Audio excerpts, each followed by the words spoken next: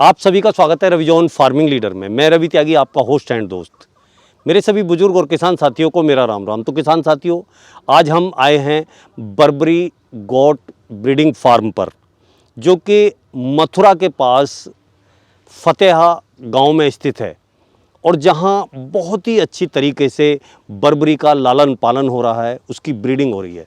तो आज हम समझेंगे बर्बरी गोट के बारे में कि उसकी क्या खासियत है, क्या विशेषता है और हमारे किसान के लिए वो किस तरीके से अच्छी है। तो चलिए शुरू करते हैं। भुला दे डर, कुछ अलग कर। किसान साथियों, हमारे चैनल को सब्सक्राइब करें और घंटी के बटन को जरूर दबाएं।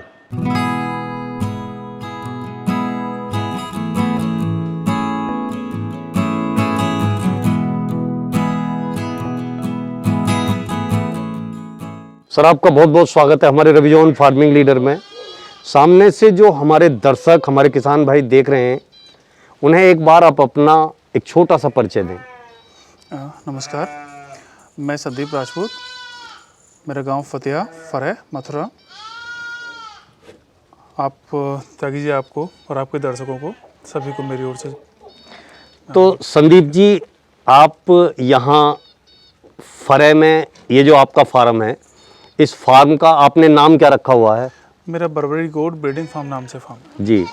तो आप जो पूरी तरह जो यहाँ पे फैलाया हुआ है पूरी जगह में, यहाँ पे आपकी जो है कितना लैंड है यहाँ पे? हमारे लगभग 600 गज जमीन है इसमें। अच्छा इसमें हमारी 60/100 अच्छा जमीन हमारा 20 फुट का अंदर का कवर एरिया है, 20/100। और इसके आगे 40-40 फुट की सभी जगह ये खुली जो ओपन एरिया है वो 40-40। अभी क्या है कि जैसे कि मैं आप देख रहा हूँ, इससे अलग 600 तो ये आपका कवर एरिया हो गया। उसके बाद जो आपने नेपियर और हरा चारा इधर उगाया हुआ है, ये लगभग हमारी 1 एकड़ जमीन में है। अच्छा, 1 एकड़ अलग से है ये। इसमें हमारी मैग्मार्ट नेपियर है हमारी जी, और वो जो रेड नेपियर है, दोनों नेपियर दोनों लगाए हुए हैं।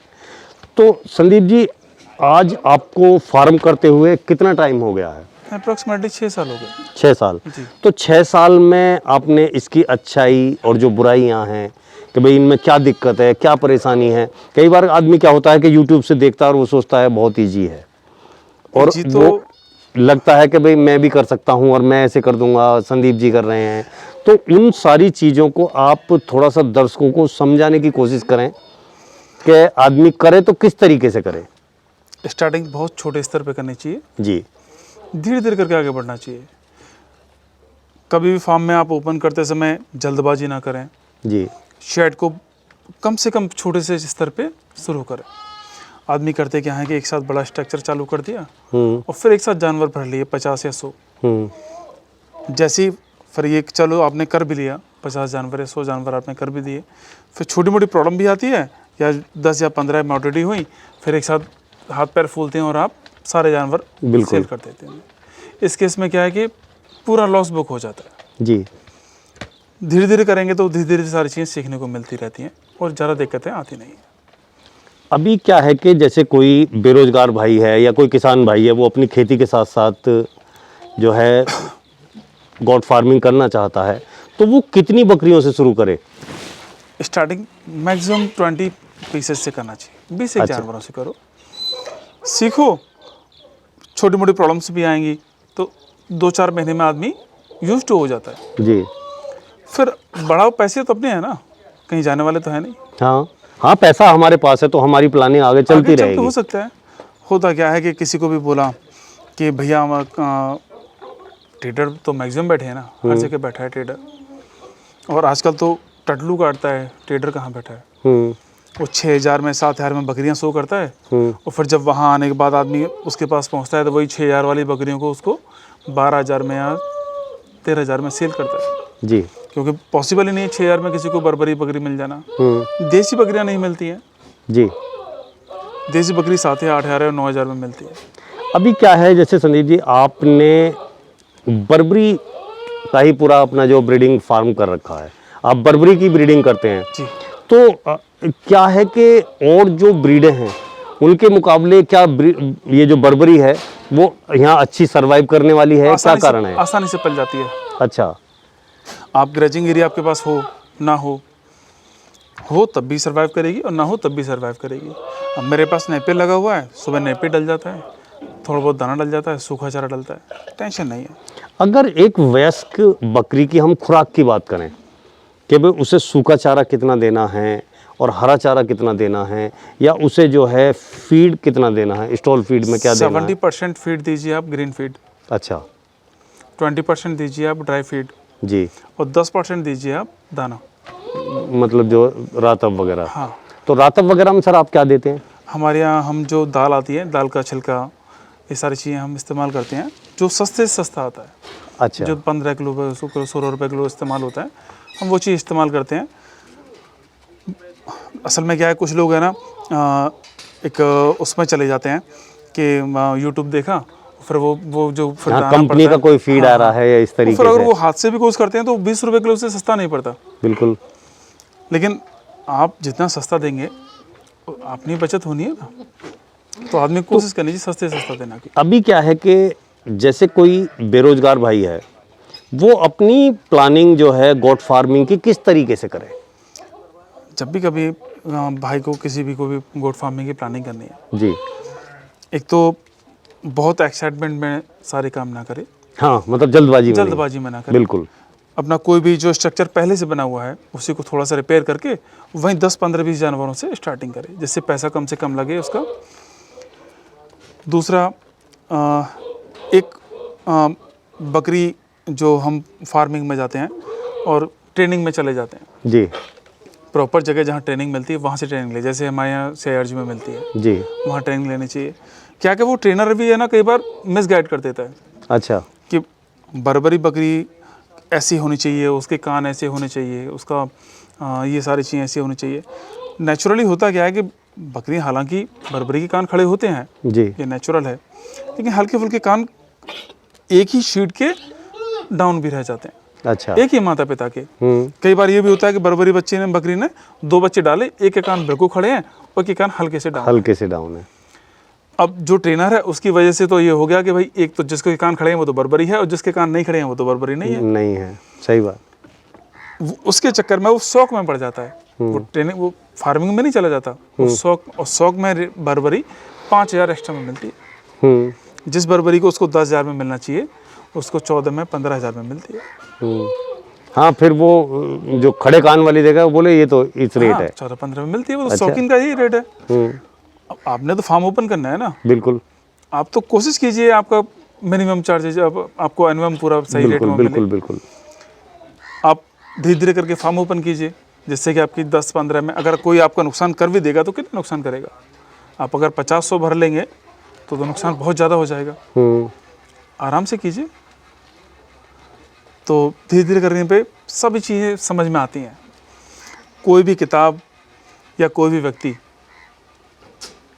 किसी को परफेक्ट नहीं कर देता, अनुभव परफेक्ट करता है। हाँ, मतलब जो हम रनिंग में काम करेंगे, समझेंगे, एक्सपीरियंस, जानेंगे, बिल्कुल, तो वो सब तो ग्राउंड पे ही दिखाई देंगे। धीरे धीरे करके समझ अभी क्या है कि बहुत सारी पशुओं में हमारे नई नई बीमारियां आती रहती हैं।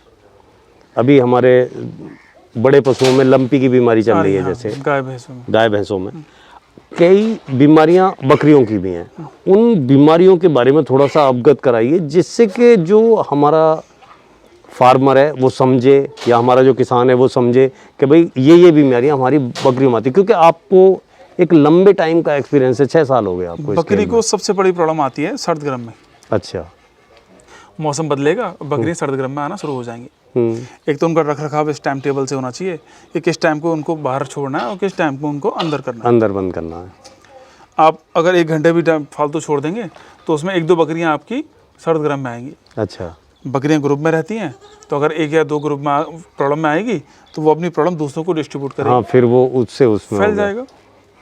अगर जो बकरी आपको लगता है कि ये प्रॉब्लम में आ गई है, उसको सबसे पहले अलग कीजिए।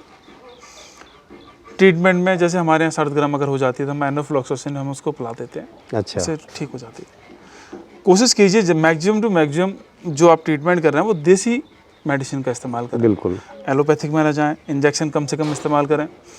इंजेक्शन बकरी को महसूस होता है और वो उसको टेंशन फील करती है। बिल्कुल। आप अगर उसको, हमारे यहाँ जैसे लूज मोशन हो जाते हैं, हम उसको 1 चम्मच चाय पत्ती खिला के अलग बांध देते हैं, और वो 2 ठीक घंटे हो में नेचुरल हो जाती है। बिल्कुल बिल्कुल। अब आप उसको सल्फामेडिन दो, इंजेक्शन लगाओ, वो तब का है जब वो चाय पत्ती काम नहीं करती। काम नहीं करती, हाँ बहुत ज़्यादा हाँ, असर बहुत है। ज़्यादा असर है, तो हम सल्फामेडिन पे जाते हैं, एक इंजेक्शन लगाया फिर ठीक हो जाती है। बिल्कुल। और दूसरा क्या है कि वैक्सीन कौन कौन सी बहुत ज़्यादा ज़रूरी है बकरियों के लिए? सबसे पहली PPR, ठीक। फिर उसके बाद जो पूरा साइकिल है वो कंप्लीट होना चाहिए, ET का और FMD का, ये 3 मेडिसिन वैक्सीन हमारी कंप्लीट होनी चाहिए। कंप्लीट होनी चाहिए। लेकिन सबसे पहली वैक्सीन PPR की। PPR की सबसे पहले होनी चाहिए। संदीप जी, अभी मैं देख रहा हूँ आपने जो है बर्बरी गोट बहुत अच्छे तरीके से रखी हुई हैं। पास के बाड़े में आपके पास जो है भेड़ भी हैं। शीप का काम है मेरा। हाँ, तो उनके ये कैसे, मतलब दोनों का ये किस तरीके से सोचा असल में आपने? हमारे यहाँ ना एनिमल को हम स्लॉटर के लिए भी सेल करते हैं। अच्छा। तो हमारे यहाँ पार्टी हैं वो, बकरी भी हमारे से स्लॉटर में सेल होती है और भेड़ भी सेल होती है। लेकिन हमारे यहाँ फार्मिंग भी होती है अच्छा। भेड़ की। हमारे यहाँ 2 लेबर काम करती हैं, एक उनको पालता है और एक इनको पालता है, अलग अलग पालती हैं दोनों। ठीक। उसकी हाँ, अभी मैं देख रहा था कि जो है ग्रेजिंग करके जो है करके भेड़ आ रही आ रही हैं और जो है वो भैया लेके आ रहे हैं उसकी क्या इम्यूनिटी पावर बड़ी अच्छी है भेड़ की, उन्हें। जी। वो हाल ही बीमार नहीं होती, उसमें बहुत सारी प्रॉब्लम्स बिल्कुल नहीं आती जो बकरियों में आती हैं, वो भेड़ों में नहीं आती। जी। ये इसकी इम्यूनिटी पावर थोड़ी सी हल्की कम हाँ, होती है। थोड़ी बारीक है ये। हाँ, ये जल्दी से हल्की टेंशन में आ जाती है, जल्दी से बहुत सारी दिक्कतें, भेड़ों में समस्याएं नहीं लगती हैं। तो हमने स्टार्टिंग 10-12 भेड़ों से की थी। तो अभी जैसे मान लिया आपने भेड़ रखी हुई हैं, तो क्या कोई अगर भेड़ों का भी कोई जो है फार्म करना चाहे तो क्या उन्हें भी आप जानवर प्रोवाइड कराते हैं, बच्चे देते हैं? करते हैं। अच्छा, उन्हें भी देते हैं। और बाकी स्लॉटर में भी जाती हैं? बाकी शिप हमारे स्लॉटर में भी जाती है। अब बात आती है कि कई बार ये वीडियो देखने के बाद में कोई बेरोजगार भाई या कोई किसान भाई वो चाहता है कि मैं भी बर्बरी का जो अपना फार्म लगाऊं और थोड़ी सी बकरियों से काम स्टार्ट करूं, तो उन भाइयों की आप किस तरीके से मदद करेंगे? किसी भी तरीके से, वो जो भाई जो जिस तरह से मेरी मदद चाहता है उस तरह से। वो चाहता है कि पहले मेरे से जानकारी करना चाहिए, निःशुल्क जानकारी है, यहाँ रहे 2 दिन 4 दिन 5 दिन, सारा हाँ, खर्चा देखे हमारा है, सारा टेंशन कुछ नहीं है। समझे। हाँ। आराम से रहे, समझ में आए तो करे, नहीं समझ में आए उसके मतलब का नहीं है तो नहीं करना चाहिए। कई बार होता है कि आदमी सोचता तो है एक्साइटमेंट में। यूट्यूब से देख के, बिल्कुल बिल्कुल। भाई यूट्यूब में ये तो नहीं दिखाई देगा कि भाई ऐसे स्मेल होगी या क्या होगा, या फिर बहुत सारी चीज़ हैं, ये साफ सफाई भी करनी होगी कि हमें खुद ही काम करना पड़ेगा, या बकरी ऐसे परेशान करनी हाँ, या ऐसे जैसे अभी हमें परेशान करिए या पीछे, तो वो भी करना पड़ेगा। तो वो भी सब कुछ देखना होता है कि यही महसूस कर पाएंगे। बिल्कुल बिल्कुल। और अगर मान लिया कोई ब्रीडिंग के लिए आपसे बच्चे या बकरी हम या adult कोई हैं, और भी जैसे मान लिया। फीमेल सेल करते हैं, अच्छा बच्चे सेल नहीं करते क्योंकि बच्चे सर्वाइव नहीं करते हैं। अच्छा। अच्छा। मान लीजिए आपने 1200-1400 किलो का बच्चा किसी को दे दिया, ये नेचुरल सी बात है कि वो वहाँ जाने के बाद अपना 1-1.5 किलो वजन लूज करेगा। अब 12-14 किलो का बच्चा वो खुद ही है, 1-1.5 किलो वजन लूज कर गया तो वो बच्चा चला गया 9-10 किलो पे या 10-11 किलो पे। पता लगा आपने 20 बच्चे दिए थे, उसमें 3 या 4 बच्चे एक्सपायर कर गए। बिल्कुल, उधर माइनस हुआ और ये इधर माइनस ये हुआ। इधर भी, और हमारा भी नाम खराब हुआ कि हमें ऐसा दे दिया होगा या वैसा दे दिया होगा। बिल्कुल। तो उसके बजाय एडल्ट बकरियां लेके जाओ, प्रेग्नेंट प्रेग्नेंट लेके जाओ, बकरी लेनी चाहिए। छांटो, पसंद करो वो लेके जाओ अपने हिसाब से। किसी झांसे में मत आओ, किसी को 5 रुपया मत दो कि मुझे टोकन दे दे या मुझे एडवांस दे दे, उसमें नहीं पड़ना चाहिए। नहीं। 6-7 हज़ार की बकरी कहीं नहीं मिलती है, देसी भी नहीं मिलती, बर्बरी क्या मिलेगी जी। फ्रॉडगिरी में नहीं पड़ना चाहिए। ये सब फ्रॉडगिरी हम रोज देखते हैं। एक भाई ने बात कर ली 6,000 में 7,000 में बकरी मिल जाएगी, दूसरे भाई ने आके रोक दिया कि साहब ये बकरी तो मेरी है, तूने कैसे बेच दी। तीसरे भाई ने आके सुलहनामा करा दिया 12,000 में, वो जो 7,000 में तय की थी वही 12,000 में लेके गया। तो ये सब नहीं करना चाहिए, और जो खरीदने आ रहा है गलती उसकी भी है। नहीं, चक्कर क्या है, जब से कुछ पढ़े लोग लिखे लोग इसमें आए हैं आप जैसे, तो कुछ सिस्टम सुधरा है और कुछ सिस्टम बनाया गया। अब प्रॉपर लगता है आपके फार्म पे आने के बाद में कि आप ब्रीडिंग कर रहे हैं, क्योंकि आपने हरे चारे का उचित प्रबंध किया हुआ है, जोत की ज़मीन भी आपके पास है, फार्म भी है, सब कुछ मतलब तरीके से किया हुआ है। तो उससे लगता है कि आप जो है प्रॉपर तरीके से काम कर रहे हैं और जो है किसानों की मदद कर रहे हैं। तो बस ये मथुरा का सबसे बड़ा फार्म है मुझे पता। अच्छा। इस पूरे मथुरा में सबसे बड़ा फार्म मेरे पास है। हाँ। हमारे यहाँ से सेल भी खूब होता है। जितने भी पुराने कस्टमर्स हैं वो सब सेल में हमारे पास से जाती हैं जी। अभी होता क्या, नया कस्टमर फ़ोन किया, हाँ हेलो बकरी कितने की है, तो हम तो नेचुरल सा जो रेट है वो बोलते हैं कि 10-11 हज़ार रुपए की है। बिल्कुल बिल्कुल। इतने में वो कंफ्यूज हो जाता है कि वो तो 6,000 की दे रहा है, वो 7,000 की दे रहा है, ये 10-11 की क्यों दे रहा है। उसको क्या पता कि ये 10-11 की दे रहा है, वहाँ जाके उसको फिर 12 में उठानी है। जी हाँ हाँ, ये भी है। ये नहीं है। तो सर ये सारी जानकारी आपने दी और किसान भाई भी बड़े ध्यान से इसे देख रहे हैं, जो गॉट फार्मिंग के इच्छुक हैं, जो करना चाहते हैं या समझना चाहते हैं, और आप उनसे क्या कहना चाहेंगे? कोई भी बिजनेस करो, बकरी फार्मिंग ही क्यों ना करो, आराम से धीरे धीरे से स्टार्ट करो। कोई जल्दबाजी नहीं करनी है, कम से कम पैसा लगा के शुरू करना है। जो भी जानवर खरीदो सही आदमी से खरीदो। गलत आदमी के चक्कर में पड़ोगे 6,000-7,000 के चक्कर में, तो एक तो फ्रॉडगिरी में टल्लू कट जाएगा और गलत जानवर भी मिल जाएंगे। तो इसलिए आराम से करो, कोई दिक्कत नहीं है। तो सर आपने जो है अपना गॉट फार्म विजिट कराया, बर्बरी बकरियों के बारे में इतनी अच्छी जानकारी दी और सिप के बारे में, भेड़ों के बारे में भी बहुत अच्छी जानकारी दी, उसके लिए आपका बहुत बहुत धन्यवाद। Thank you sir. तो किसान साथियों, आप ये वीडियो देख रहे हैं, संदीप जी से आपने बर्बरी गॉट के बारे में इतनी अच्छी जानकारी ली।